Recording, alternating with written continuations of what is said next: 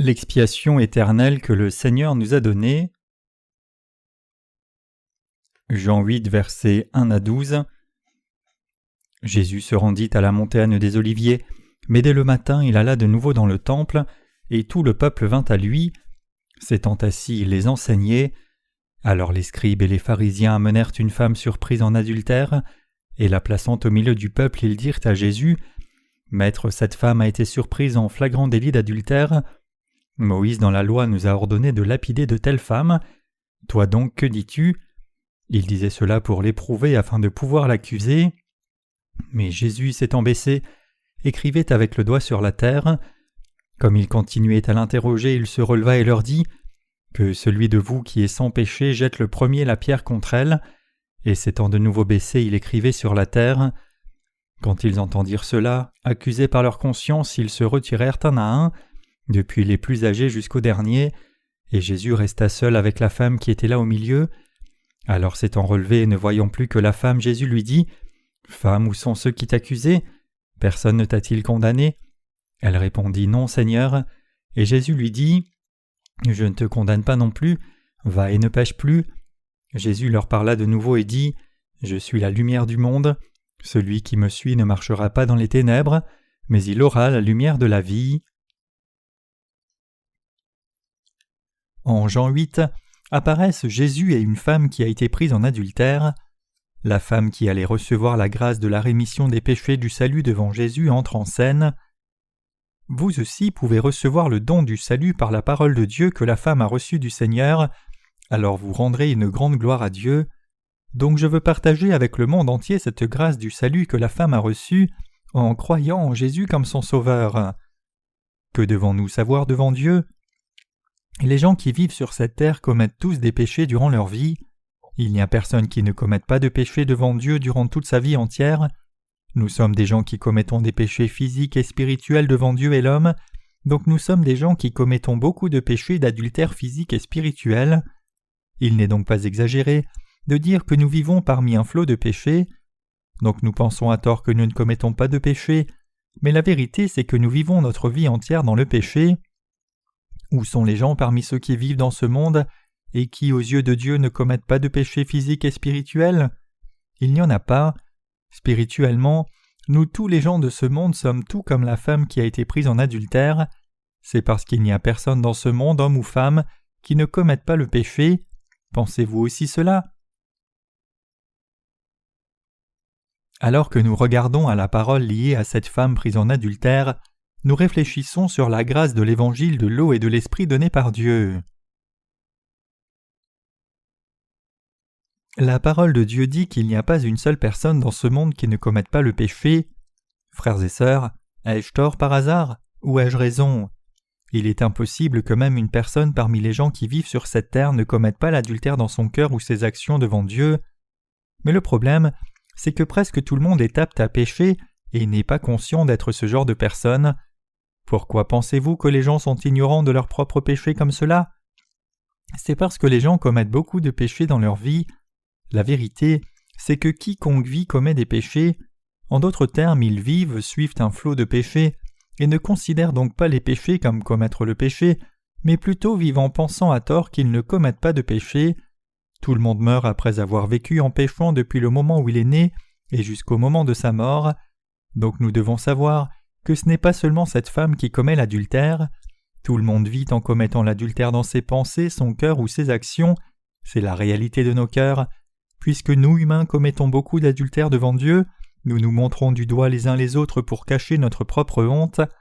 Peu importe combien une personne a l'air sainte à l'extérieur, peu importe combien cette personne s'estime elle-même comme un homme ou une femme respectable, tout le monde est un être humain pécheur qui vit en commettant l'adultère. C'est la vérité quand Dieu nous dit que nous sommes des gens qui commettent le péché. Mais c'est une chose vraiment heureuse que quiconque croit dans l'évangile de l'eau et de l'esprit puisse recevoir la rémission des péchés. Nous sommes reconnaissants parce que nous qui étions ce genre de pécheurs avons reçu la rémission des péchés par la foi dans l'évangile du salut, c'est-à-dire l'évangile de l'eau et l'esprit, et nous pouvons vivre pour toujours. Vous êtes tous des gens qui commettent des péchés physiques et spirituels.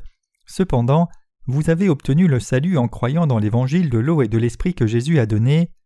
Si Jésus-Christ est maintenant devenu votre sauveur par l'évangile de l'eau et de l'esprit, vous pouvez devenir des gens heureux par la foi dans cet évangile. Chaque personne est quelqu'un qui commet l'adultère devant Jésus toute sa vie, mais Jésus a porté tous les péchés du monde une fois pour toutes quand il a reçu le baptême de Jean-Baptiste. Donc si vous deviez recevoir la rémission des péchés par la foi dans l'évangile de l'eau et de l'esprit, ne seriez-vous pas plus heureux que n'importe quelle autre personne? Frères et sœurs, les gens authentiquement les plus heureux parmi les nombreuses personnes vivant sur la terre sont les gens qui ont reçu la rémission de leurs péchés. Ce sont des gens qui ont reçu la rémission des péchés par la foi dans l'évangile de l'eau et de l'esprit. Quiconque devient heureux ne le devient pas comme cela parce qu'il ne commet pas de péché devant Dieu. Au contraire, même s'ils sont insuffisants, s'ils ont reçu la rémission des péchés en croyant au baptême de Jésus et son sang à la croix, ils sont devenus des gens heureux. Moi aussi je suis l'une de ces personnes. Frères et sœurs, tout comme la femme qui a été prise en adultère, nous avons reçu la même bénédiction du Seigneur si nous sommes des gens qui avons reçu la rémission des péchés en croyant dans l'évangile de l'eau et de l'esprit que le Seigneur a donné. Et toute l'humanité sera capable de recevoir la grâce de la rémission des péchés aussi bien en croyant au même évangile. Mais ceux qui ont voulu accuser et juger la femme prise en adultère devant Jésus ont agi comme s'ils étaient des gens qui n'ont jamais commis l'adultère. Cela les a fait rester pécheurs pour toujours, parce qu'ils se considéraient comme des gens pieux religieusement, qui étaient en position de juger les pécheurs au lieu de pécheurs qui ont été délivrés par le Seigneur Jésus. Le jugement des scribes et pharisiens en Jean 8 est erroné. Quiconque pense qu'il est une personne qui n'a pas commis de péché dans toute sa vie est exclu de la possibilité de revêtir la grâce du salut du Seigneur. Donc les gens qui admettent qu'ils commettent l'adultère physique et spirituel sans cesse devant le Seigneur reçoivent le don de la rémission des péchés. Les gens qui savent qu'ils sont des gens qui commettent beaucoup d'adultère revêtent la grâce du salut que Dieu a donné. Ces gens reçoivent le don de la vie éternelle de Dieu, la bénédiction de devenir ses enfants et la bénédiction de devenir justes. Je veux que vous gardiez ces paroles de vérité à l'esprit. Qui reçoit la grâce du salut de notre Dieu? Les gens qui n'ont jamais commis l'adultère devant Dieu reçoivent-ils la grâce du salut? Ou les gens qui ne peuvent que commettre l'adultère durant toute leur vie reçoivent-ils la grâce de la rémission des péchés en croyant dans l'évangile de l'eau et de l'esprit donné par Dieu? Les gens qui commettent l'adultère devant Dieu peuvent revêtir la grâce du salut. Les gens qui ne commettent jamais d'adultère ne peuvent pas revêtir la grâce du salut que Dieu a donné. Les gens qui commettent des péchés spirituellement et physiquement devant Dieu peuvent vraiment revêtir la grâce de la rémission des péchés. Les gens qui pensent qu'ils ne commettent pas de péché ne peuvent pas revêtir la grâce du salut de leurs péchés. C'est la même chose que la qualification qui veut que seuls les gens qui se noient puissent être secourus de la noyade. Regardons de plus près aujourd'hui à cette partie dans la parole de Dieu. Je parle de la façon dont le Seigneur a revêtu cette femme de la grâce du salut. Si nous regardons à Jean 8, versets 3 et 4, il est dit « Alors les scribes et les pharisiens amenèrent une femme surprise en adultère, et la plaçant au milieu du peuple, ils dirent à Jésus « Maître, cette femme a été surprise en flagrant délit d'adultère. » Nous devons d'abord nous demander pourquoi ces scribes et pharisiens ont amené une femme prise en adultère devant Jésus. L'ont-ils amenée devant lui pour se vanter de leur droiture? Ou l'ont-ils fait venir ici pour mépriser les gens qui ont du péché devant Dieu? Les scribes et les pharisiens étaient des dirigeants religieux. Ces gens qui ont amené la femme adultère devant Jésus jouaient une inquisition religieuse inhabituelle. Pourquoi ces gens voulaient-ils tester Jésus? Les pharisiens savaient bien que Jésus appelait tout le temps à l'amour. Jésus est venu comme le Sauveur qui a sauvé les pécheurs sur la terre. Quand il était sur la terre, il a donné à manger à ceux qui avaient faim, a pris soin des fils de veuves, a ressuscité Lazare, guéri des lépreux, et donné la grâce du salut à cette femme qui avait été prise en adultère. Jésus est venu sur cette terre, a déclaré l'évangile du salut, a enseigné les gens à s'aimer les uns les autres et à sauver les malades, et il n'y a rien qui ne se soit pas résolu quand les gens venaient à lui. Donc il était comme un ennemi pour les pharisiens et les scribes de ce temps. Jésus était une écharde dans leur chair. Donc ils ont amené la femme prise dans l'acte d'adultère devant lui et voulaient le tester. Ils lui ont demandé « Jésus, la loi de Moïse nous a dit de lapider une personne qui commet l'adultère, alors que vas-tu dire à cette femme ?» Ils pensaient qu'ils ne pourraient rien. Pourquoi? Parce qu'ils poussaient Jésus à la condamner à mort avec la parole de la loi de Dieu. Ils pensaient que Jésus ne pouvait rien d'autre. Frères et sœurs, si nous regardons réellement juste à nous-mêmes par la loi de Dieu, nous pouvons voir que nous devons aussi être condamnés à mort à cause de nos péchés. Si nous regardons à nous-mêmes par la loi de Dieu, il est clair que nous sommes vraiment des gens qui seront lapidés à mort pour nos péchés devant Dieu. Sans la foi dans l'évangile de l'eau et de l'esprit que le Seigneur qui est venu dans ce monde nous a donné, personne ne peut être sauvé du péché. Si nous rejetons l'évangile de l'eau et l'esprit que le Seigneur a donné, nous sommes tous des gens qui seront lapidés à mort et des gens qui recevront le jugement du péché et devront aller en enfer. Le Seigneur nous a dit « Le salaire du péché, c'est la mort » Romains 6, verset 23. Il a dit que tous les gens ont péché et sont privés de la gloire de Dieu Romains 3, verset 23, et que la loi amène la malédiction et la colère de Dieu à ceux qui l'offensent Galates 3, verset 10. Il dit que la juste loi de Dieu amène la colère de Dieu sur quiconque ne tient pas dans toutes les choses qui sont écrites dans le livre de la loi. Puisque Dieu est juste, la loi qu'il a établie était aussi sainte et juste. Ses commandements étaient au nombre d'environ 613. Il nous a donné autant de commandements pour nous aider à vivre selon ceux-ci. Les 613 commandements que Dieu nous a donnés nous montrent que nous sommes des gens qui commettons les péchés que Dieu est saint et nous souillés. En d'autres termes, la loi de Dieu nous aide à réaliser le fait que nous sommes pécheurs devant Dieu dès le départ. La loi nous aide à savoir que nous sommes des pécheurs, dont les cœurs et actions ne sont pas parfaits devant Dieu. Donc cela nous montre que nous devons revenir devant Dieu et recevoir la grâce de la rémission des péchés. Mais beaucoup de chrétiens ne savent toujours pas bien pourquoi Dieu nous a donné le commandement de la loi de Dieu. Si nous ne connaissons pas bien la raison pour laquelle Dieu nous a donné la loi, nous commettrons une grande erreur dans notre vie de foi. Donc que se passerait-il si nous étions jugés exactement selon la lettre de la loi ? Nous serions certainement lapidés à mort comme la femme qui a été prise dans l'acte d'adultère. Nous découvrirons que nous sommes des gens qui ne peuvent qu'être lapidés à mort. Donc les scribes et les pharisiens pensaient qu'ils avaient amené Jésus dans un défi à ce moment-là, pensant « Il n'y a pas d'issue même pour Jésus ». Donc ils ont tenu la nuque de la femme très fermement et regardant à Jésus ont demandé « Que ferais-tu au sujet de cette femme ?» Ils essayaient de juger et lapider cette femme qui avait été prise dans l'acte d'adultère, mais ces gens ne savaient pas leur vraie réalité devant Dieu. Frères et sœurs, vous devez savoir que vous êtes spirituellement le même que les pharisiens si vous aussi vous vous méprenez sur la loi de Dieu. Si nous regardons à nous-mêmes selon les commandements de Dieu, nous devons savoir que nous aussi nous sommes pécheurs devant Dieu. Dieu nous a parlé au sujet des 10 commandements comme suit. Le premier commandement en Exode 20 c'est « Tu ne tueras pas d'autres dieux devant ma face ». Le 6e c'est « Tu ne tueras point ». Le 7e c'est « Tu ne commettras point d'adultère ». Et un autre « Tu ne déroberas pas ». Selon les paroles de ces commandements de Dieu, il est clair que nous resterons pécheurs devant Dieu si nous nous regardons honnêtement nous-mêmes. Dieu nous a aussi dit « Tu ne prendras point le nom de l'Éternel ton Dieu en vain ». Où est la personne qui survivra si nous étions jugés justement selon la loi de Dieu ? Il ne peut pas y en avoir une seule.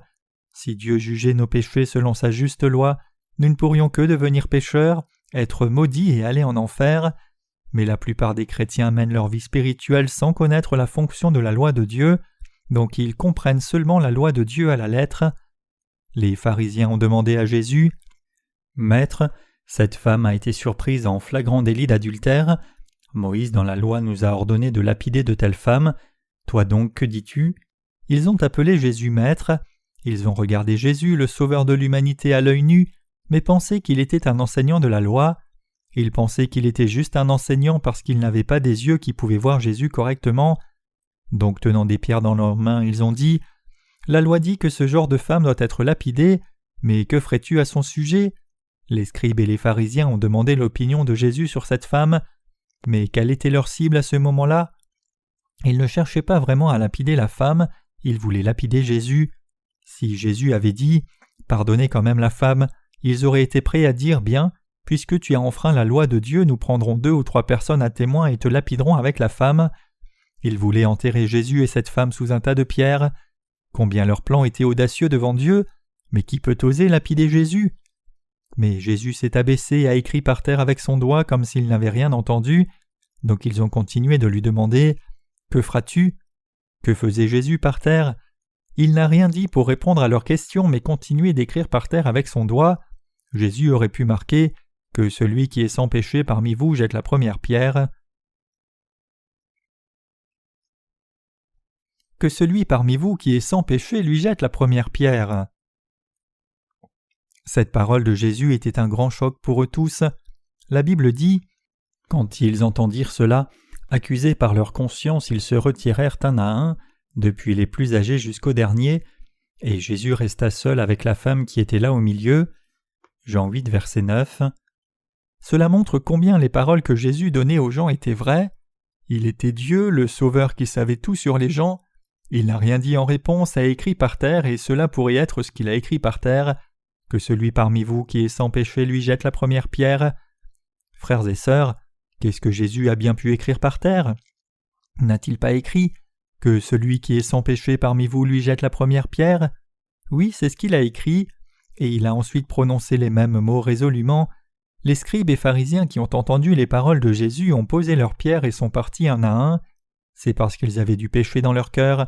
En d'autres termes, eux aussi étaient des gens qui auraient dû recevoir le jugement de Dieu pour leurs péchés, tout comme la femme qui avait été prise en acte d'adultère. Vraiment, cette femme n'aurait pas été lapidée devant Dieu. Plutôt les gens comme les pharisiens sont condamnés à recevoir le jugement du péché. Donc ils étaient convaincus dans leur conscience, ont posé leurs pierres et disparu, à commencer par le plus âgé. Cela semble que ceux qui étaient plus âgés avaient peut-être développé des oreilles qui pouvaient comprendre les paroles de Jésus, ou peut-être c'est qu'ils ont mieux compris ces paroles parce qu'ils avaient commis plus de péchés. Frères et sœurs, disons que nous amenions une femme qui ait commis l'adultère, prenions des pierres et l'entourions. Si Jésus nous disait « Que celui qui est sans péché parmi vous lui jette la première pierre », comment réagiriez-vous? Il n'y a pas de pécheurs ici parce que nous avons tous foi dans l'évangile de l'eau et d'esprit, donc vous n'auriez pas eu besoin de fuir. Frères et sœurs, avez-vous du péché ou non? Non. Mais qu'ont fait ces gens? Ils ont tous quitté Jésus quand il a dit « Que celui qui est sans péché parmi vous lui jette la première pierre ». Les péchés inscrits sur nos cœurs. Dans ce cas, Jésus a écrit 2 fois par terre. Que pensez-vous qu'il a écrit? Notre Dieu, le Dieu qui nous a créés, écrit 2 choses sur nos cœurs. Il écrit 2 choses sur le cœur de l'humanité. La première, ce sont les péchés que nous commettons, et la seconde, c'est l'évangile du salut qui dit que le Seigneur les a tous éliminés. En Jérémie 17, verset 1, dans l'Ancien Testament, il est dit « Le péché de Juda est écrit avec un burin de fer, avec une pointe de diamant il est gravé sur les tables de leur cœur et sur les cornes de vos autels. » Cela signifie que les péchés des gens sont inscrits dans leur cœur individuel et dans le livre du jugement de Dieu. Le péché de Juda dans ce passage signifie les péchés de l'humanité. Les péchés des gens sont inscrits avec une plume de fer et une pointe de diamant sur les tables de leur conscience et le livre du jugement. Les humains ne peuvent pas vivre selon la loi de Dieu et continuer de commettre des péchés devant lui, mais ils ne savent pas bien qu'ils sont pécheurs. Donc Dieu écrit sur les tables des cœurs des gens tous les péchés qu'ils commettent en pensée ou action. Puisque les péchés sont inscrits ainsi sur les tables du cœur des gens découvrent qu'ils sont pécheurs quand ils regardent la loi de Dieu. Donc les gens découvrent qu'ils sont pécheurs à cause des péchés que Dieu a marqués sur les tables de leur cœur. Nous découvrons que nous sommes pécheurs devant Dieu en reconnaissant les péchés qui sont marqués sur les tables de nos cœurs par la loi de Dieu. L'autre endroit où Dieu inscrit les péchés des gens, ce sont les livres du jugement, c'est-à-dire le livre des œuvres. Il est écrit en Apocalypse 20, verset 12 « Et je vis les morts, les grands et les petits qui se tenaient devant le trône. Des livres furent ouverts et un autre livre fut ouvert, celui qui est le livre de vie, et les morts furent jugés selon leurs œuvres d'après ce qui était écrit dans ces livres. Le Seigneur a inscrit le nom de chaque personne et chaque péché dans ces livres pour les juger, et à l'avenir, quand Dieu jugera les gens assis sur son grand trône blanc, il jugera selon ce qui est écrit dans ces livres des œuvres. En d'autres termes, Dieu inscrit nos péchés à 2 endroits et a fait en sorte que personne ne puisse nier ses propres péchés. Un endroit où il inscrit ce sont les tables du cœur, et l'autre endroit ce sont les livres des œuvres qui sont devant son trône. Il inscrit nos péchés sur les tables de nos cœurs, puis nous dit quels sont nos péchés par la parole de sa loi. Puis Dieu a inscrit la loi de sa grâce sur les tables de nos cœurs. Le Seigneur a remis tous nos péchés une fois pour toutes par son baptême et son précieux sang qu'il a versé à la croix. Le Seigneur a dit « Je ne me souviendrai plus de leurs péchés et de leurs iniquités, car là où il y a pardon des péchés, il n'y a plus d'offrande pour le péché. » Hébreux 10, versets 17 à 18. Notre Seigneur dit qu'il nous a sauvés du péché. Il a écrit ces 2 choses sur les tables de nos cœurs de cette manière. puisque notre Seigneur leur a dit « Que celui parmi vous qui est sans péché lui jette la première pierre », ils sont tous partis. Puisque le péché était inscrit sur les tables de leur cœur, les pharisiens étaient convaincus dans leur conscience et sont partis un à un quand notre Seigneur a dit « Que celui qui est sans péché parmi vous lui jette la première pierre ». Le péché est inscrit sur les tables du cœur de quiconque vit dans ce monde. Êtes-vous d'accord? Qu'est-ce que le péché? C'est quand nous ne vivons pas selon la loi, et tout péché est inscrit sur les tables des consciences des jeunes et vieux, donc ils ne peuvent pas plaider contre Jésus. C'étaient des gens qui ont pris la loi de Dieu, sont venus à Jésus et ont voulu le provoquer, mais ils n'ont rien pu faire à cause de ce qu'il a dit. Personne ne peut effacer les péchés dans son cœur, mais si vous devez recevoir la rémission des péchés, tous les péchés sur les tables de votre cœur seront effacés, votre nom et les péchés seront tous soustraits du livre des œuvres, et votre nom sera inscrit dans le livre de vie. Les noms de ceux qui vont au ciel sont tous inscrits dans le livre de vie. Les justes sont les gens dont les noms et péchés sont effacés du livre des œuvres, et dont les noms sont inscrits dans le livre de vie. Toutes leurs œuvres faites sur cette terre pour la justice de Dieu sont inscrites dans ce livre. Seuls les gens dont le nom est inscrit dans le livre de vie entrent dans le royaume éternel de Dieu. Tous les péchés d'une personne sont inscrits à 2 endroits comme cela. Comprenez-vous? Donc il n'y a personne devant Dieu qui ne commette pas de péché. Devant Dieu, nous sommes tous des gens qui commettons l'adultère et d'autres péchés. Nous sommes tous insuffisants. Donc avant de trouver l'évangile de l'eau et de l'esprit que Jésus-Christ a donné, nous avons du péché sur les tables de nos cœurs, c'est-à-dire dans nos consciences. Donc tout le monde souffre à cause du péché. Personne ne peut avoir une conscience pure, et l'on a peur. L'on a peur de Dieu et des hommes. Mais si l'on croit dans l'évangile de l'eau et de l'esprit que Dieu nous a donné, si l'on écoute cette parole de Dieu, la parole de la rémission des péchés, tous les péchés sont éliminés au moment où l'on y croit. En d'autres termes, au ciel le livre de vie est à côté du livre des œuvres, et on y trouve tous les noms des gens qui sont nés de nouveau, ou en d'autres termes les gens qui ont reçu la rémission des péchés en croyant dans leur cœur le fait que Jésus ait éliminé tous leurs péchés. Donc les gens vont au ciel en croyant dans l'évangile de l'eau et l'esprit. Les gens ne vont pas au ciel en ne commettant pas de péché. Tout le monde commet des péchés sans exception. Je veux dire que les scribes et les pharisiens ont aussi commis des péchés, tout comme la femme qui a été prise dans l'acte d'adultère. Frères et sœurs, est-ce cela ou non? Tout le monde a commis les mêmes péchés. Plus précisément, ces pharisiens qui condamnaient la femme avaient en réalité commis plus de péchés. C'étaient des fraudeurs qui avaient le droit de tromper les gens et qui extorquaient de l'argent à leurs adeptes. Si vous regardez à partir de la loi de Dieu, où sont les gens dans ce monde qui ne sont pas des escrocs? N'êtes-vous pas tous escrocs? Il n'y a pas une seule personne qui ne le soit pas. Il n'y a pas une seule personne qui n'enfreigne pas la loi de Dieu. Tous sont pécheurs. Cependant, les gens ne deviennent pas justes parce qu'ils n'ont pas de péché. Ils commettent tous des péchés, mais leurs péchés sont éliminés par la foi dans l'évangile de l'eau et de l'esprit. C'est une foi importante. Il est important de confirmer par la parole si oui ou non notre Sauveur Jésus a éliminé nos péchés qui étaient plus épais que des nuages, et avoir foi dans la vérité qu'il les a éliminés tous. Tout le monde commet des péchés durant toute sa vie. Que vous croyiez cela ou non détermine si vous allez au ciel ou en enfer.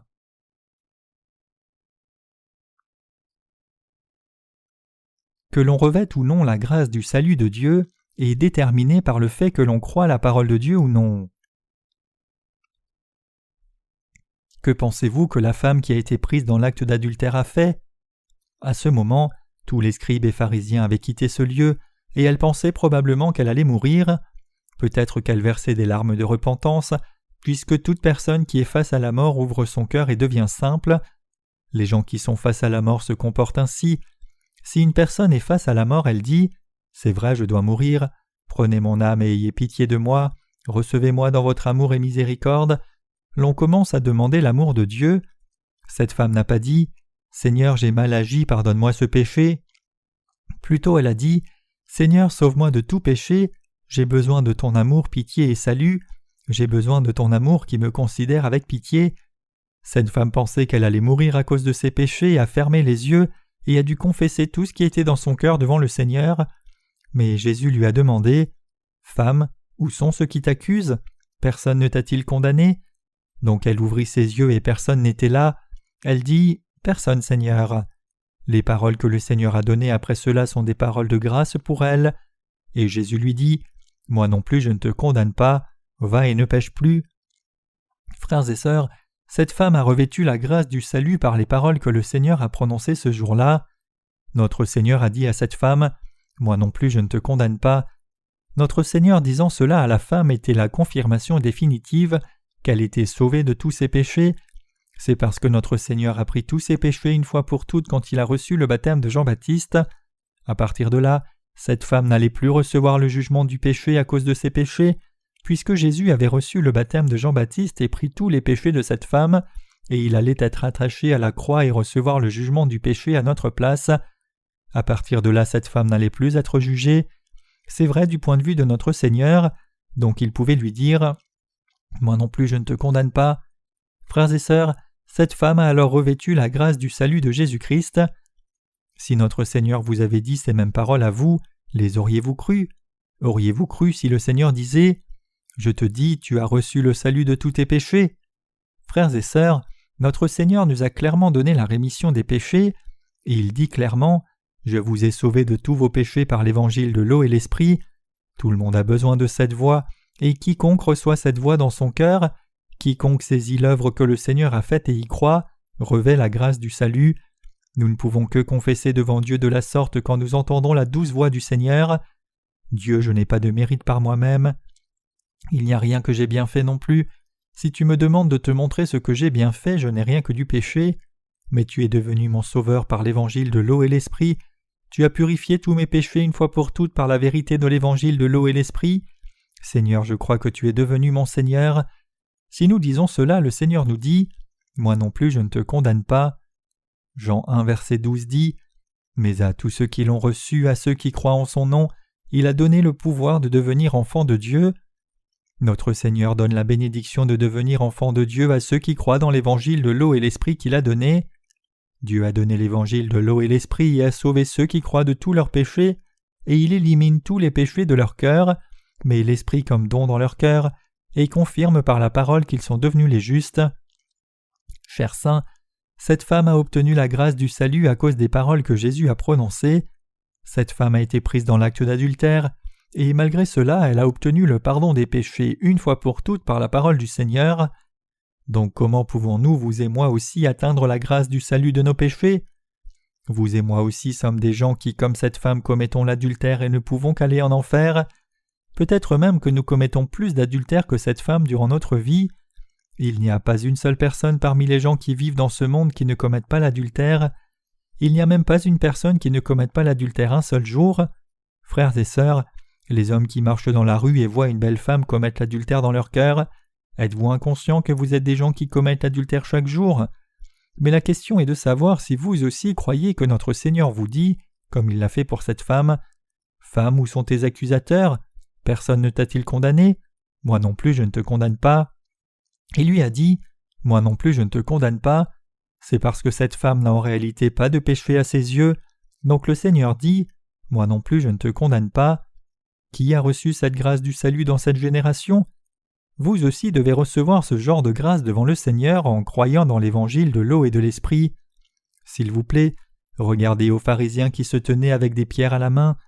Les gens qui regardaient cette femme cherchant à la juger étaient les scribes et les pharisiens, c'étaient des dirigeants religieux, c'étaient des politiciens, c'étaient les moralistes du monde.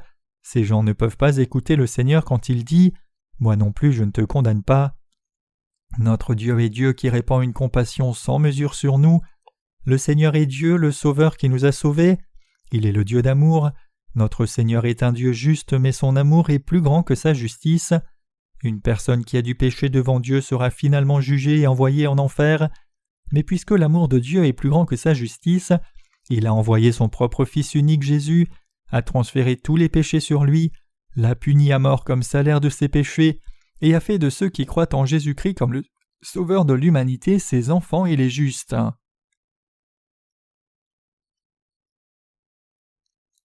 Nous pouvons entendre la parole qui dit « Moi non plus je ne te condamne pas » dans toute la Bible. Dans l'Ancien Testament, le peuple d'Israël, pour donner un sacrifice à Dieu, tuait des animaux et boucs et disait « Dieu, je te donne ceci comme prix de mes péchés », mais Dieu ne veut pas de sacrifice. Le Seigneur a dit « Allez et apprenez ce que signifie « Je prends plaisir à la miséricorde et non au sacrifice, car je ne suis pas venu appeler des justes mais des pécheurs. » Matthieu 9, verset 13. Dieu ne veut pas des sacrifices, il veut répandre l'amour énorme de l'évangile de l'eau et de l'esprit qui nous a sauvés. Comprenez-vous? Dieu est le Dieu de ce genre d'amour. Dieu doit juger les pécheurs, mais lui, Dieu le Père, a envoyé son Fils unique sur la terre, a transféré les péchés du monde sur lui par le baptême de Jésus, et l'a même exécuté à la croix. Le Seigneur hait tous les péchés, mais il aime vraiment les gens qui sont à son image et ressemblance. Puisque Dieu nous a tant aimés de son amour ardent, il a déterminé de faire de nous ses enfants même avant la création. Le but de Dieu en nous créant était de faire de nous ses enfants en nous couvrant de l'amour de Jésus-Christ. C'est l'amour de Dieu pour nous les hommes qui sommes sa création. C'est son amour pour chacun de nous. Comprenez-vous? Si Dieu nous avait traités selon sa justice, nous serions morts selon le juste jugement lié au péché. Frères et sœurs, comment le Seigneur nous a-t-il sauvés quand il est venu sur cette terre? Regardons à la parole de l'Ancien Testament à ce sujet.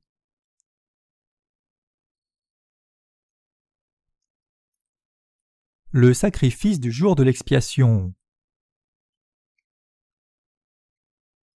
Si nous regardons à l'Ancien Testament, l'on devait amener une brebis ou un bouc sans défaut dans le tabernacle quand on commettait des péchés, transférer les péchés dessus en posant les mains sur sa tête, puis recevoir la rémission des péchés en tuant cet animal-là, mettant le sang sur les cornes de l'autel des holocaustes et versant tout le sang restant à la base de l'autel.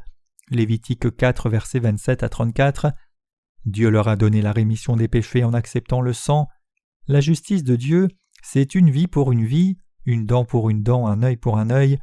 En d'autres termes, la juste loi de Dieu dit que les gens ayant du péché doivent absolument mourir. Mais puisque l'amour de Dieu est plus grand que sa juste loi, il a éliminé les péchés du pécheur au lieu de le juger selon sa juste loi, si cette personne transférait seulement ses péchés sur l'animal sacrifié, et que l'animal payait le prix du péché par la mort. Les gens de l'Ancien Testament recevaient la rémission des péchés qu'ils commettaient chaque jour par cette méthode. Mais puisque les gens ne peuvent pas faire ce genre de sacrifice pour l'expiation chaque jour, Dieu savait qu'ils ne pouvaient pas recevoir la rémission de leurs péchés, donc Dieu a répandu sa compassion sur nous, il a répandu sa grande compassion et l'amour sur nous. Puisqu'il a eu pitié des Israélites, il a institué le système sacrificiel du jour de l'expiation qui leur permettait d'éliminer en une seule journée tous les péchés qu'ils avaient commis pendant un an. En d'autres termes, chaque année le 10e jour du 7e mois, Aaron le souverain sacrificateur représentant de tous les Israélites offrait le sacrifice pour le peuple d'Israël. D'abord Aaron offrait un bélier en sacrifice pour la rémission de ses péchés et ceux de sa maison. Lévitique 16, versets 11 à 19. Ensuite, il recevait la rémission des péchés d'une année inscrit dans le livre du jugement en tirant au sort entre deux boucs, amenant l'un dans le tabernacle et posant les mains dessus et le sacrifiant. Après avoir fini le sacrifice dans le tabernacle, Aaron prenait le bouc restant face au peuple rassemblé hors du tabernacle. Ce bouc était préparé pour purifier les péchés inscrits sur les tables des cœurs des Israélites. Si nous regardons Lévitique 16, versets 21-22, il est dit « Aaron posera ses deux mains sur la tête du bouc vivant, et il confessera sur lui toutes les iniquités des enfants d'Israël et toutes les transgressions par lesquelles ils ont péché. Il les mettra sur la tête du bouc, puis il le chassera dans le désert, à l'aide d'un homme qui aura cette charge. Le bouc emportera sur lui toutes leurs iniquités dans une terre désolée, il sera chassé dans le désert. » C'était la méthode par laquelle Dieu éliminait les péchés des gens de l'Ancien Testament. Il transférait les péchés qu'ils commettaient pendant un jour, en prenant un bouc ou une brebis sans défaut et posant les mains sur sa tête. En réalité, tout le monde devait prendre un animal à sacrifier, poser ses mains dessus et le tuer chaque jour. Mais puisque c'était impossible, Dieu a institué une loi de compassion qui faisait qu'Aaron, le représentant du peuple d'Israël, posait ses mains sur la tête d'un bouc et transférait tous les péchés annuels dessus en une fois. Aaron citait tous les péchés d'Israël en disant « Dieu, le peuple d'Israël a péché, ils ont servi les idoles devant toi, pris ton nom en vain, fait des images taillées et se sont inclinés devant elles, ont aimé les idoles plus que toi, ont enfreint le jour du sabbat, n'ont pas honoré leur père et mère, ont commis le meurtre, ont commis l'adultère, ont volé, ont convoité et se sont battus. Seigneur Dieu, personne parmi ton peuple ni moi n'a pu observer toutes les choses que tu nous as dites. Je transfère tous ces péchés sur ce bouc. » Dans l'Ancien Testament, l'imposition des mains signifie transférer quelque chose. Donc si un pécheur posait ses mains sur la tête d'un sacrifice sans défaut, les péchés étaient transférés sur ce sacrifice. Donc Aaron posait ses mains sur la tête du bouc émissaire face au peuple d'Israël et déclarait « Seigneur Dieu, le peuple d'Israël a commis des péchés, ils ont commis tel genre de péché et tel genre de péché. Seigneur Dieu, je transfère maintenant tous ces péchés sur ce bouc. » Et il enlevait immédiatement ses mains de la tête du bouc émissaire. Donc où étaient alors les péchés du peuple d'Israël ? Ils étaient sur la tête du bouc. Les péchés du peuple d'Israël étaient transférés sur la tête du bouc émissaire. Alors ce bouc émissaire qui avait reçu tous les péchés du peuple d'Israël par Aaron était pris par la main d'un homme convenable et conduit au désert. Cette personne amenait ce bouc émissaire qui portait tous les péchés annuels des Israélites, l'amenait dans le désert, l'abandonnait dans un endroit du désert sans eau et revenait. Donc ce bouc émissaire errait dans le désert et cherchait de l'eau jusqu'à mourir de soif. Puisque les péchés annuels du peuple d'Israël étaient transférés sur le bouc émissaire par l'imposition des mains d'Aaron le souverain sacrificateur, le bouc émissaire portait les péchés au loin et mourait à la place du peuple d'Israël. C'était l'amour que Dieu répandait sur le peuple d'Israël. Frères et sœurs, comprenez-vous ? Les Israélites de l'Ancien Testament recevaient la rémission des péchés de cette façon. Donc comment nous, gens du Nouveau Testament, nous débarrassons-nous de nos péchés ? Cela fait plus de 2000 ans que Jésus est venu sur la terre. Le Seigneur est venu sur la terre comme l'agneau de Dieu qui a éliminé les péchés du monde. Il est venu sur la terre et a accompli la promesse qu'il enlèverait les péchés de l'humanité.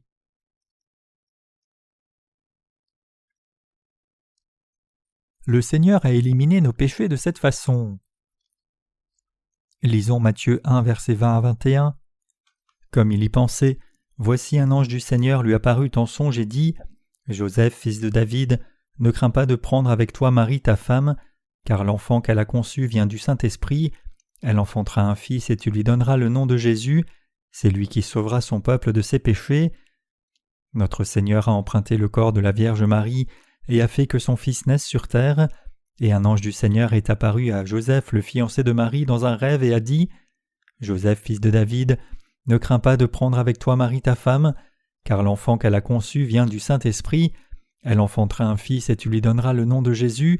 C'est lui qui sauvera son peuple de ses péchés. » Le nom Jésus signifie le Sauveur. Jésus est né de cette manière par Marie, et après que du sang soit passé et qu'il eut eu 30 ans, il reçut le baptême de Jean-Baptiste. Alors Jésus vint de la Galilée au Jourdain vers Jean pour être baptisé par lui, mais Jean s'y opposait en disant « C'est moi qui ai besoin d'être baptisé par toi et tu viens à moi. » Jésus lui répondit « Laisse faire maintenant car il est convenable que nous accomplissions ainsi tout ce qui est juste. » Et Jean ne lui résista plus. Dès que Jésus eut été baptisé, il sortit de l'eau et voici, les cieux s'ouvrirent et il vit l'Esprit de Dieu descendre comme une colombe et venir sur lui. Et voici une voix fit entendre des cieux ces paroles. Celui-ci est mon Fils bien-aimé, en qui j'ai mis toute mon affection. Matthieu 3, versets 13 à 17. Notre Seigneur est allé vers Jean-Baptiste qui baptisait les gens au Jourdain, et il a baissé la tête devant Jean-Baptiste. « Jean, baptise-moi. J'essaie de sauver les gens de leurs péchés, mais pour le faire je dois prendre tous les péchés de l'humanité à travers toi. Éliminer les péchés de tout le monde comme cela, c'est la volonté de Dieu le Père, baptise-moi. J'ai besoin d'être baptisé par toi, comment puis-je te baptiser ? Laisse faire maintenant, fais ce que je dis. » Frères et sœurs, pourquoi Jean-Baptiste apparaît-il ici ? Notre Dieu est appelé merveilleux et conseiller, il fait des œuvres merveilleuses et accomplit tout bien, parce que sa sagesse est sans limite et sa providence est parfaite. Le souverain sacrificateur dans l'Ancien Testament posait ses mains sur la tête de l'offrande à sacrifier pour transférer les péchés des gens d'Israël dessus. Tout comme cela, notre Dieu, pour éliminer tous les péchés de l'humanité, a fait que Jésus prenne tous les péchés de l'humanité par son baptême que Jean-Baptiste lui a donné, sous la forme de l'imposition des mains sur la tête de Jésus. Jean-Baptiste est le représentant de toute l'humanité, car Jésus a dit « Parmi ceux qui sont nés de femmes, il n'en s'est pas trouvé de plus grand que Jean-Baptiste. » Matthieu 11, verset 11. Dieu le Père a envoyé Jean-Baptiste comme représentant de l'humanité et lui a fait transférer tous les péchés du monde sur Jésus. La sagesse de Dieu avait planifié cette œuvre et il l'a lui-même accomplie en recevant le baptême. Frères et sœurs, croyez-vous ce fait ? Qu'arriverait-il à la tête de Jésus si chacun de nous posait ses mains sur sa tête pour transférer nos péchés sur lui ? Si cela arrivait, tous les cheveux de Jésus tomberaient. Si tous ses cheveux tombaient, ce serait vraiment dommage. Donc notre Dieu n'a pas fait cela ainsi, mais il a transféré tous nos péchés sur Jésus par le principe de la représentation avec Jean-Baptiste. C'est écrit en Matthieu 3, versets 13 à 17. Alors Jésus vient de Galilée au Jourdain vers Jean pour être baptisé par lui. Matthieu 3, verset 13. Cela s'est passé quand Jésus a eu 30 ans. Jésus est le souverain sacrificateur du royaume des cieux. Croyez-vous cela? Les souverains sacrificateurs, tout comme les Lévites servant au tabernacle, pouvaient remplir leurs devoirs seulement quand ils avaient 30 ans. Nombre chapitre 4. Donc Jésus-Christ a attendu d'avoir 30 ans, et quand il a eu 30 ans, Jésus pouvait remplir le devoir de souverain sacrificateur du ciel. Alors Jésus vient de la Galilée au Jourdain vers Jean pour être baptisé par lui, mais Jean s'y opposait en disant « C'est moi qui ai besoin d'être baptisé par toi et tu viens à moi ». Jean-Baptiste est le représentant de la terre, donc qui est le représentant du royaume du ciel? C'est Jésus-Christ. C'était la rencontre du représentant du ciel et du représentant de la terre. Donc qui est le plus grand? Le représentant de la terre ou le représentant du royaume des cieux? Le représentant du royaume des cieux est plus élevé. Donc Jean-Baptiste, qui avait repris les gens en disant « Repentez-vous, bande de vipères », devient soudainement humble en rencontrant Jésus. C'était comme dire « Oh, pourquoi viens-tu à moi? Je dois être baptisé par toi, j'ai besoin d'aller à toi. Pourquoi est-ce que toi tu viens à moi ?» Jésus dit « Baptise-moi maintenant, laisse faire maintenant, il est convenable que nous accomplissions toute justice, l'œuvre d'élimination de tous les péchés. J'enlèverai tous les péchés du monde en recevant le baptême de ta part.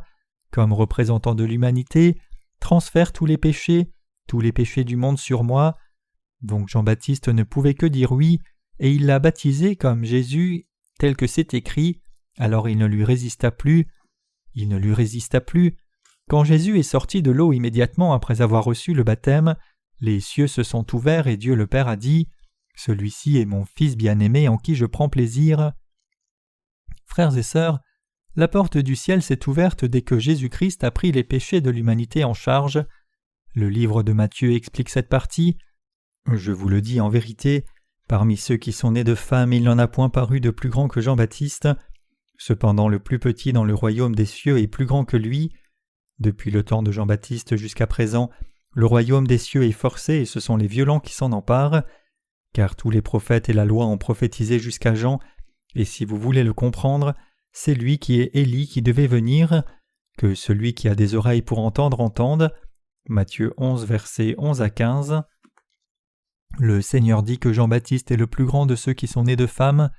Cela signifie qu'il est le représentant de toute l'humanité.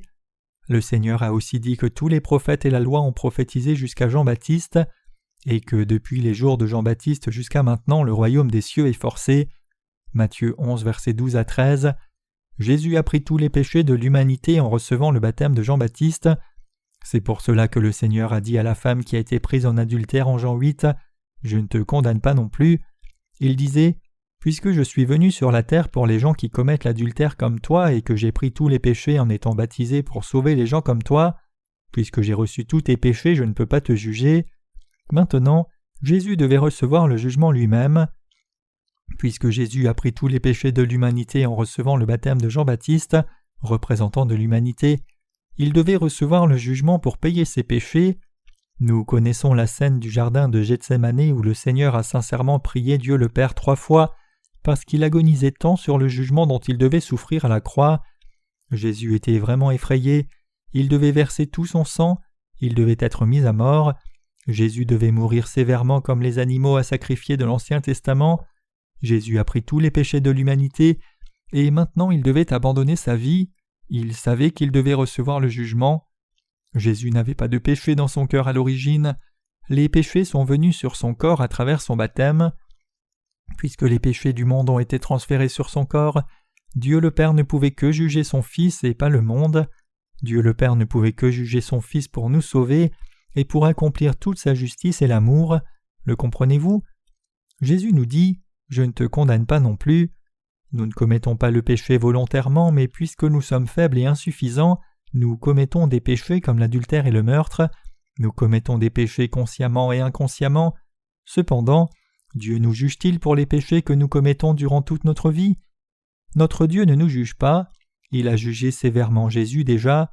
Il ne veut pas nous juger, c'est l'amour de Dieu. Car Dieu a tant aimé le monde qu'il a donné son Fils unique, afin que quiconque croit en lui ne périsse pas mais qu'il ait la vie éternelle. Jean 3, verset 16. Par l'amour de Dieu, Jésus ne pouvait pas juger cette femme. Puisque cette femme avait été clairement prise dans l'acte d'adultère, elle savait qu'elle était pécheresse. Non seulement les péchés intérieurs dans le cœur, puisqu'elle avait mis ses péchés en action, mais cette femme a été révélée comme une grave pécheresse qui ne pouvait plus nier. Si quelqu'un devient clairement pécheur devant le Seigneur, reconnaissant qu'il est un grave pécheur qui ne peut que commettre le péché jusqu'à sa mort, il n'est pas loin du royaume de Dieu. Si cette personne croit au fait que Jésus a pris Christ tous les péchés quand il a reçu le baptême au Jourdain, il peut entrer au ciel par les mérites de Jésus, à travers sa foi et par l'amour de Dieu. Comprenez-vous? Jésus dit « Car Dieu n'a pas envoyé son Fils dans le monde pour condamner le monde, mais pour qu'à travers lui tous soient sauvés. » Jean 3, verset 17. Le Seigneur dit-il que Dieu nous jugera ou pas? Il dit que Dieu ne nous jugera pas. Donc qui doit être jugé à notre place? Puisque son Fils a reçu tous les péchés du monde, il ne pouvait que juger son Fils. Puisque Dieu le Père a éliminé tous les péchés de l'humanité par la mort de Jésus-Christ à la croix, il ne pouvait pas laisser son Fils seul dans la mort, donc il a ramené son Fils à la vie et a fait que ce Fils soit assis près de lui sur son trône, et il a répandu la grâce du salut sur ceux parmi les pécheurs de la terre qui croient dans l'œuvre que son Fils a faite, en d'autres termes ceux qui croient au mérite du salut de son Fils. Tous les gens commettent le péché, tous les gens commettent l'adultère, mais les gens ne reçoivent pas le jugement à cause de leurs péchés. Ils sont condamnés seulement parce qu'ils ne croient pas la vérité, que le Seigneur Jésus a expié tous leurs péchés du monde par son baptême et sa mort à la croix. Nous sommes des gens qui ne pouvons que commettre le péché, mais heureux sont ceux qui ont reçu la rémission des péchés en croyant que le Seigneur a expié tous nos péchés. Qui sont les gens les plus heureux sur terre? Les plus heureux sont ceux qui ont reçu la rémission de tous leurs péchés en croyant au Seigneur et Sauveur, et sont libres de tout péché. Comprenez-vous?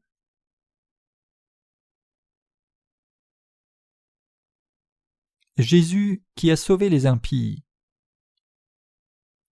Notre Dieu dit en Romains « Et à celui qui ne fait point d'œuvre mais qui croit en celui qui justifie l'impie, sa foi lui est imputée à justice. » De même David exprime le bonheur de l'homme à qui Dieu impute la justice sans les œuvres. Heureux ceux dont leurs iniquités sont pardonnées et dont les péchés sont couverts. Romains 4, versets 5 à 7. Nous commettons des péchés et sommes impies jusqu'à la mort. Nous sommes insuffisants. Nous sommes des gens faibles qui commettent des péchés même si nous connaissons la volonté de Dieu. Mais notre Dieu a éliminé tous nos péchés par son Fils et nous a dit « Tu n'as pas de péché ». Il appelle les gens qui croient dans cette vérité les justes. Il dit « Vous êtes mes enfants ». Frères et sœurs, croyez-vous cela dans vos cœurs? À ceux qui croient en lui, Dieu dit « Tu es juste, tu n'as pas de péché, tu es mon Fils ». Ces gens sont les plus heureux. Qui est heureux? La personne qui a reçu la rémission des péchés est la plus heureuse. Frères et sœurs, avez-vous du péché ou pas? Le jour suivant, Jean vit Jésus venir vers lui et dit « Voici l'agneau de Dieu qui ôte le péché du monde. » Jean 1, verset 29. Et tout le monde, regardez l'agneau de Dieu qui porte les péchés du monde. Jean-Baptiste a transféré tous les péchés du monde sur Jésus. Donc le jour après avoir baptisé Jésus, il dit « Voici l'agneau de Dieu qui ôte le péché du monde. » Jésus a porté les péchés du monde. Cet homme a porté les péchés de l'humanité. Tous les péchés de l'humanité sont les péchés du monde. Le monde existe depuis le moment où il a créé cet univers jusqu'au moment où cet univers passera. Tous les péchés commis par tous les gens vivants dans ce monde sont les péchés du monde. Voici l'agneau de Dieu qui ôte le péché du monde. Tous les péchés du monde, tous nos péchés n'ont-ils pas été transférés sur la tête et le dos de Jésus? Oui. Puisque tous les péchés du monde, y inclus les vôtres et les miens, ont été transférés sur le corps de Jésus-Christ, il était l'agneau de Dieu qui a enlevé tous les péchés du monde. Il a pris tous les péchés du monde à la croix. Jésus a dit qu'il avait soif et il a dit « Tout est accompli » juste avant son dernier souffle. Le Seigneur est venu personnellement sur la terre et a pris les péchés de l'humanité. Il a effacé tout péché de ce monde, le péché d'adultère, le péché de meurtre, les péchés commis répétitivement, les péchés commis par nos faiblesses, les péchés commis consciemment et inconsciemment, et les péchés commis par présomption. Jésus a reçu le transfert sur son corps par Jean-Baptiste, et il a accompli l'œuvre d'expiation de tout ceci.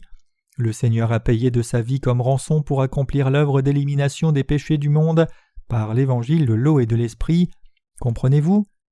Jésus-Christ a éliminé tous nos péchés par l'évangile de l'eau et de l'esprit. Une personne qui a vraiment reçu la rémission de ses péchés est la plus heureuse personne au monde. Frères et sœurs, y a-t-il un péché dans votre cœur qui sera commis demain ? Non. Vos péchés n'ont-ils pas été transférés sur Jésus ? Oui. Nous, humains, sommes tous les mêmes. Il n'y a pas de différence entre hommes et femmes, jeunes et vieux, éduqués ou ignorants. Tout le monde est pareil, personne n'est spécial. Je dis que les gens n'ont rien de spécial devant Dieu. Puisque les gens de cette génération se montrent de trop, ils trompent les autres gens en leur faisant penser qu'ils n'ont pas de péché. Mais la vérité c'est qu'ils vivent dans le péché, et ce monde entier est une terre fertile pour commettre le péché. Ceux qui n'ont pas de péché sont vraiment heureux. Une personne est-elle heureuse juste parce qu'elle a beaucoup d'argent ? Les riches sont-ils heureux ? Une personne est-elle heureuse si elle est en santé ? Une personne sans péché devant Dieu est une personne vraiment heureuse. Peu importe combien une personne a l'air bien à l'extérieur, ce n'est qu'un homme corrompu s'il a du péché dans son cœur. Cette personne est tombée dans la peur et la malédiction du jugement de Dieu. Une personne qui a du péché ne peut pas regarder le ciel avec assurance sans honte. Comment un pécheur regarde-t-il au ciel sans honte ? Une personne qui a du péché ne peut pas regarder au ciel avec assurance. Mais une personne qui croit dans l'évangile de l'eau et de l'esprit et a reçu la rémission des péchés a de l'assurance. Je n'ai pas de péché, merci Seigneur. Je te loue d'avoir sauvé quelqu'un comme moi du péché. Dieu, je te loue d'avoir éliminé tel et tel péché même si je suis insuffisant. Alléluia, je crois en ton amour. Je crois en toi aujourd'hui même. Je croirai en toi demain aussi. Je croirai en toi le lendemain encore aussi. Je n'ai pas de péché pour toujours, je te loue. Une personne qui a reçu la rémission de ses péchés en croyant dans l'évangile de l'eau et de l'esprit est une personne qui a reçu grâce devant Dieu et fait partie des gens les plus heureux. Frères et sœurs, avez-vous du péché ? Faisons un vote à main levée.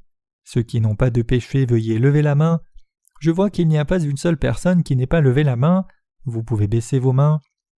Mais si un pasteur d'une certaine église dit « Ceux qui n'ont pas de péché, levez la main », personne ne lève la main. Je ne dirai pas quelle église c'est, mais quand le pasteur de cette église finit son sermon dans une chapelle où plusieurs centaines de milliers de gens se sont rassemblés et leur dit « Frères et sœurs, ceux qui n'ont pas de péché du tout, levez la main », peu de gens ont levé la main. Alors ce pasteur a dit « Ceux qui ont des péchés, levez la main ». Alors chaque personne de cette église a levé la main. Alors le pasteur s'est demandé « Qu'ai-je fait jusqu'à présent ?» et il s'est demandé comment les choses étaient devenues telles. Pourquoi ces choses sont-elles arrivées dans cette église ? C'est parce qu'il n'y avait pas une seule personne dans cette église qui connaissait l'évangile de l'eau et l'esprit. Donc pour nous qui croyons dans l'évangile de l'eau et de l'esprit, avons-nous réellement aucun péché ? Non, nous n'avons pas de péché du tout. Frères et sœurs, pourquoi pouvons-nous dire que nous n'avons pas de péché ? Puisque notre Seigneur a pris tous nos péchés en recevant le baptême au Jourdain par Jean-Baptiste, il est allé à la croix. Puisque votre et mon problème de péché a été complètement résolu dans les mots « Voici l'agneau de Dieu qui ôte les péchés du monde » et tout est accompli, nous pouvons dire que nous n'avons pas de péché. Donc quand nous disons que nous n'avons pas de péché, cela ne signifie pas que nous n'avons pas commis de péché. Frères et sœurs, cette femme a reçu la rémission des péchés par la parole de Jésus. Donc la Bible rapporte le récit d'une femme qui a été prise dans l'acte d'adultère et a immédiatement revêtu la grâce du salut de Jésus-Christ. Pourquoi ? C'est parce qu'elle a reçu par la foi la grâce du salut que le Seigneur a donné. Mais les pharisiens et scribes qui prétendaient être saints cachaient leurs péchés bien qu'ils en avaient et ont quitté Jésus.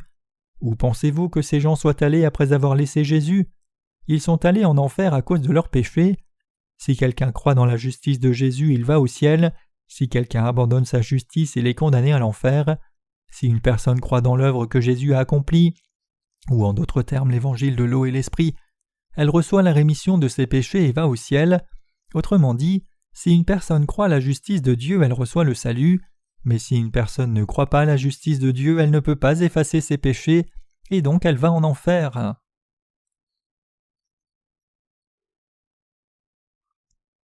La loi est une ombre des bonnes choses à venir. Votre salut ne dépend pas de vos actions ou intentions, il dépend seulement de ce que vous croyez ou non dans l'évangile de l'eau et l'esprit que le Seigneur a donné. Frères et sœurs, comprenez-vous ? Lisons Hébreux 10, versets 1 à 9. En effet, la loi qui possède une ombre des biens à venir, et non l'exacte représentation des choses, ne peut jamais, par les mêmes sacrifices qu'on offre perpétuellement chaque année, amener les assistants à la perfection, autrement n'aurait-on pas cessé de les offrir, parce que ceux qui rendent ce culte étant une fois purifiés n'auraient plus eu aucune conscience de leurs péchés.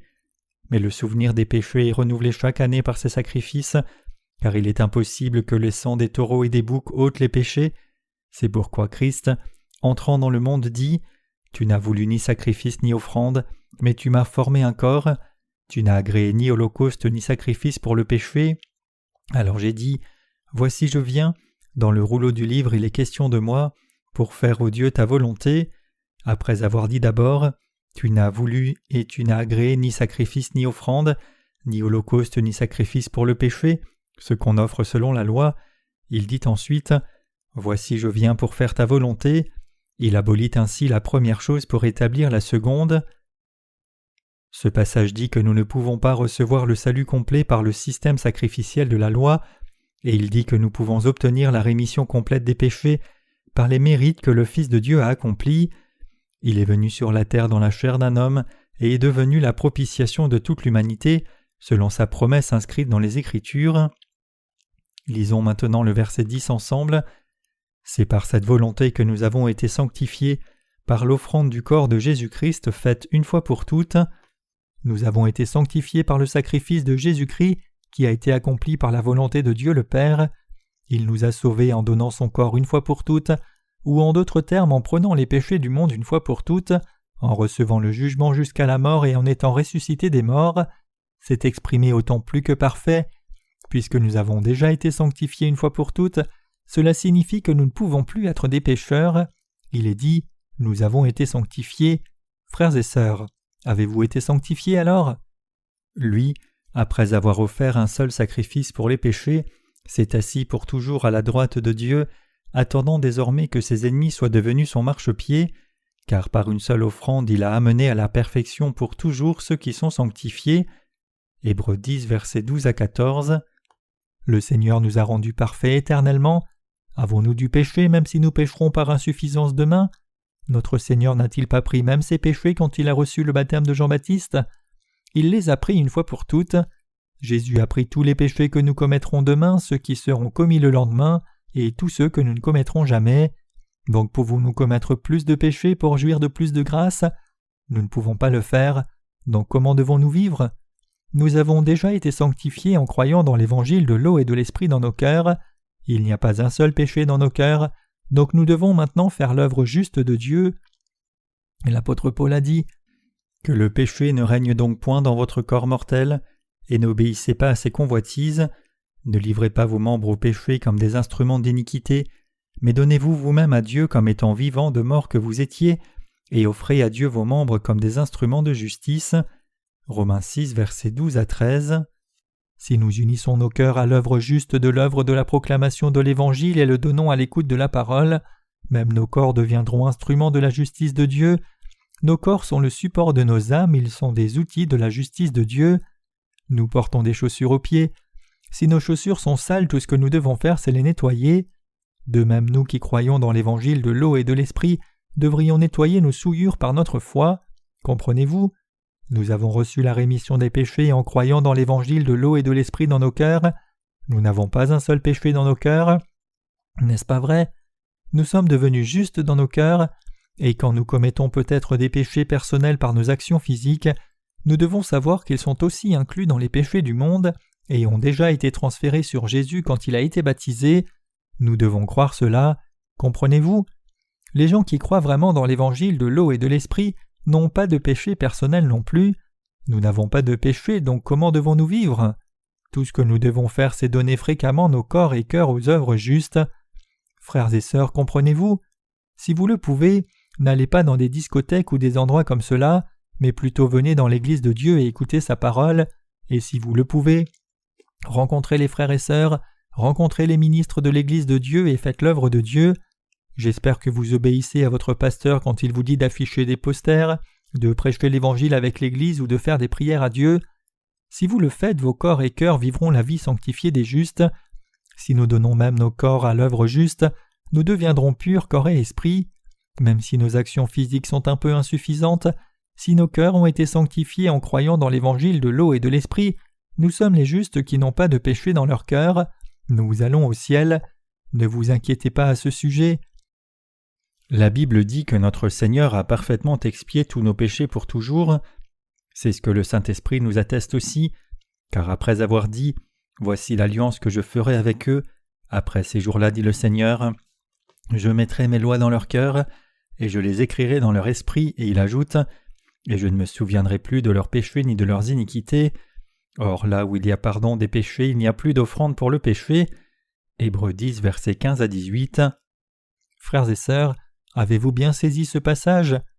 Quand il est dit dans ce passage « Là où il y a rémission de ces choses », cela signifie que tous les péchés ont été remis.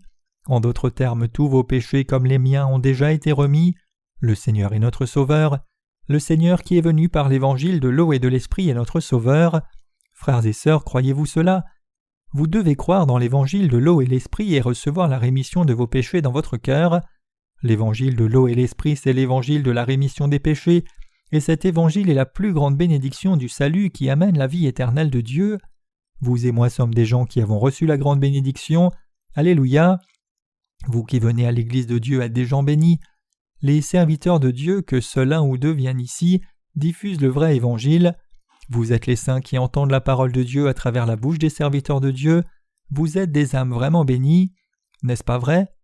Il est écrit, puis Jésus leur parla de nouveau et dit « Je suis la lumière du monde. Celui qui me suit ne marchera pas dans les ténèbres, mais il aura la lumière de la vie. » Jean 8, verset 12. J'espère que vous connaissez la vérité que ce sont des paroles bénies pour ceux qui sont nés de nouveau. Il n'y a pas de vraie lumière dans ce monde en dehors de Jésus. Seul Jésus est notre Sauveur, qui nous a entièrement sauvés du péché. Lui seul est notre Dieu et une vraie bonne personne. Seule son œuvre est une bonne œuvre. Jésus a dit « Je suis la lumière du monde. Celui qui me suit ne marchera pas dans les ténèbres, mais il aura la lumière de la vie. » Donc nous avons cru dans l'évangile de l'eau et l'esprit. Nous dit-il de suivre la parole de Dieu dès maintenant? Alors cela signifie-t-il que nous devons recevoir la rémission des péchés 2 fois? Non.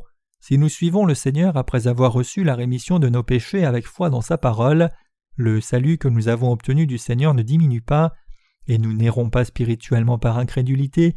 En d'autres termes, nous ne retournons pas à notre ancienne vie. Frères et sœurs, le comprenez-vous? Même si nous avons reçu la rémission des péchés en croyant dans l'évangile de l'eau et l'esprit, nous devons nous unir à l'Église de Dieu et vivre notre foi en croyant dans la justice de Dieu. Même après être nés de nouveau, en croyant dans l'évangile de l'eau et l'esprit, nous tomberons de nouveau dans les ténèbres et mourrons si nous ne nous unissons pas à l'Église de Dieu et sa parole qui en coule. Tout comme la parole le dit, il leur est arrivé ce que dit un proverbe vrai, le chien est retourné à ce qu'il avait vomi, et la truie lavée s'est vautrée dans le bourbier. 2 Pierre 2, verset 22. Si une personne qui a eu l'Évangile n'a pas foi dans la parole dans son cœur, les paroles qu'elle a entendues sont vomies et elle meurt. Disons que nous avons planté quelques chrysanthèmes sauvages, le grain a germé, il est sorti de terre, le grain perce la terre et sort pour fleurir. S'il y a une pierre au-dessus ou pas de terre à proximité, il ne peut pas fleurir et sèche puis meurt. Il est vrai que ce germe est celui d'un chrysanthème sauvage, et c'est une nouvelle vie, mais cela ne peut pas vivre longtemps et meurt. De même, les justes qui ont reçu la rémission des péchés en croyant dans l'évangile de l'eau et de l'esprit ont aussi absolument besoin de continuer d'écouter la parole de Dieu juste, la lier et la diffuser après être nés de nouveau. Frères et sœurs, qui filtre les mauvaises choses dans le champ de votre cœur et les arrose? Les serviteurs de Dieu dans son Église font ce travail avec la parole de Dieu. Le Saint-Esprit aide aussi. Vous avez la parole de Dieu pour votre foi afin que votre foi fleurisse et porte du fruit parfait. Alors nous vivrons notre foi en louant le Seigneur en devenant un grain parfait. Si nous écoutons les sermons de menteurs qui ne croient pas dans l'évangile de l'eau et l'esprit, après avoir reçu la rémission de nos péchés, nous tombons malades spirituellement et mourrons. Donc vous devez vous débarrasser de tout dans votre cœur sauf la parole de Dieu qui est donnée par des hommes de foi qui croient dans l'évangile de l'eau et l'esprit. Les âmes des justes qui croient dans l'évangile de l'eau et l'esprit meurent si elles mangent du poison spirituellement. Je veux dire que si une personne boit de l'eau avec du poison à l'intérieur, elle mourra. C'est pour cela que Dieu a séparé les eaux qui étaient sous le firmament des eaux au-dessus du firmament. Genèse 1, versets 6 à 7. Les justes meurent s'ils écoutent les paroles de pasteurs qui ne sont pas nés de nouveau parce qu'ils donnent de l'eau polluée aux âmes naïves. Le peuple d'Israël observait la fête des pains sans levain pendant 7 jours juste après la Pâque. Cela signifie qu'une personne née de nouveau doit absolument croire selon la parole de Dieu. Pour ce faire, les justes doivent écouter et manger les paroles que les serviteurs de Dieu donnent. Ainsi nous vivrons, et c'est ainsi que l'on suit Dieu. S'ils mangent du pain levé, ils mourront.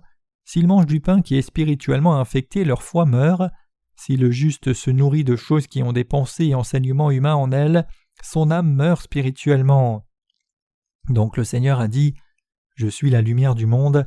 Celui qui me suit ne marchera pas dans les ténèbres, mais il aura la lumière de la vie. » Notre Seigneur parle de lui-même et dit « Je suis la lumière du monde, celui qui me suit ne marchera pas dans les ténèbres. » Il parle à nouveau de cela en Jean 15, et nous devons bien nous en rappeler, il dit « Je suis le cep et mon Père est le vigneron. Celui qui demeure en moi porte beaucoup de fruits, car sans moi vous ne pouvez rien faire. Si quelqu'un ne demeure pas en moi, il sera retranché. » Notre Seigneur dit de le suivre. Il dit « Suivez-moi, car je suis la lumière du monde. » Jésus-Christ, sa parole et son Église sont vraiment la lumière du monde. Frères et sœurs, le comprenez-vous ? Comme la lumière d'un phare se voit de loin et la lumière du salut d'un bateau qui est sur une mer sombre dans les vagues, Jésus-Christ et les serviteurs de Dieu sont la lumière du salut pour une personne qui est prise dans le péché. Les serviteurs de Dieu sont dans son Église, et ceux qui croient dans l'évangile de l'eau et l'esprit deviennent la lumière du monde en diffusant purement sa parole. Ils n'ajoutent pas leurs propres pensées quand ils prêchent la parole. Ce sont les gens qui diffusent la parole par la foi exactement telle qu'elle est. L'endroit où ils sont unis, c'est l'Église de Dieu, et cette Église, c'est la lumière du monde sombre. Le Seigneur dit « Je suis la lumière du monde. Celui qui me suit obtient le salut. » Frères et sœurs, notre Seigneur demeure en nous maintenant. Il existe dans chaque pasteur et saint qui croit dans l'évangile de l'eau et l'esprit. Le Seigneur a donné à ses saints l'Église de Dieu, donc il se trouve là. La personne qui suit la direction de l'Église de Dieu est une personne qui suit notre Seigneur. Suivre l'Église née de nouveau, c'est suivre le Seigneur, et les gens qui reçoivent la direction de l'Église reçoivent la direction du Seigneur. Notre Seigneur nous a sauvés de tous les péchés par l'évangile de l'eau et de l'esprit. Il nous a sauvés, vous et moi, du péché et du jugement. Notre Seigneur dit « Bien-aimé, je désire que tu prospères à tous égards et sois en bonne santé comme prospère l'état de ton âme. » 3 Jean 1, verset 2. Qu'est-ce que la prospérité de notre âme ? C'est de recevoir la rémission des péchés. Nous devons d'abord obtenir la justice de Dieu et recevoir le salut de tout péché en croyant dans l'évangile de l'eau et l'esprit. Nous avons cru dans l'évangile de l'eau et de l'esprit dans nos cœurs, l'avons professé de nos bouches, sommes arrivés au salut et sommes devenus justes. Si à ce moment-là nous qui sommes devenus justes entendons la parole de Dieu et que notre foi grandit rapidement, notre Dieu nous bénit pour que nos corps soient en bonne santé aussi et que tout ce que nous faisons se passe bien. Mais si nos âmes ne grandissent pas bien par la foi dans l'évangile de l'eau et l'esprit, nous ne pouvons pas recevoir de bénédiction dans ce monde. Si ceux qui sont nés de nouveau cherchent seulement la prospérité de leur corps, ils deviendront des gens charnels qui négligent toujours leur âme. Mais si l'âme de quelqu'un prospère par la foi dans l'évangile de l'eau et l'esprit, son corps recevra la bénédiction et vivra bien même s'il ne s'en soucie pas. C'est le principe pour recevoir les bénédictions de Dieu devant lui. C'est la volonté de Dieu notre Père. Donc, nous devons suivre la justice de notre Seigneur dans son Église. Nous devons suivre la lumière de la vie. Cette lumière de vie, c'est notre Seigneur.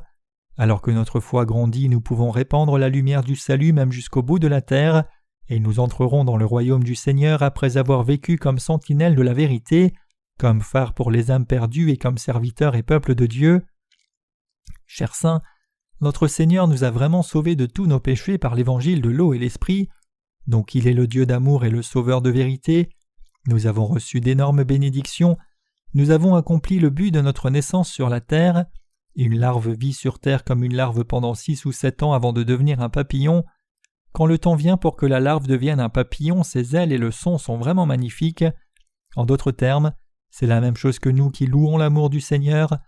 Notre Seigneur reçoit avec joie les remerciements et la louange quand quelqu'un entend la parole de l'évangile de l'eau et l'esprit, naît de nouveau par la foi et chante « Merci Dieu, merci ». Nous sommes nés sur cette terre et sommes devenus enfants de Dieu afin d'être purifiés de tous nos péchés. Nous sommes nés sur la terre pour recevoir les bénédictions de Dieu, devenir ses enfants et jouir du bonheur éternel. Dieu nous a fait, et nous lui rendons grâce de ce que nous sommes nés sur la terre et avons reçu le salut de tout péché.